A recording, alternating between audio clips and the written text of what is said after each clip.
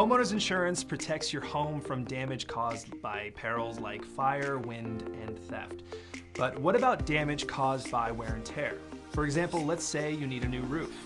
Can your homeowner's insurance policy help pay for it? The answer is maybe. Homeowners insurance policies typically cover sudden and accidental damage. So if a storm damages your roof, your policy should pay for the repairs. But most policies will not pay for damage that occurs over time, such as wear and tear or poor maintenance. That means if your roof needs to be replaced because it's old and worn out, your homeowner's insurance won't help pay for the repairs. Now, some homeowners insurance policies include replacement cost coverage for the dwelling, not personal belongings.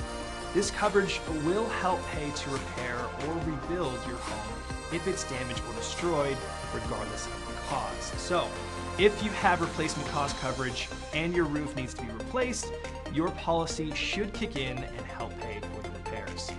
Replacement cost coverage is not included in all homeowners insurance policies, so if you're unsure whether you have it, check your policy documents or call your agent to ask.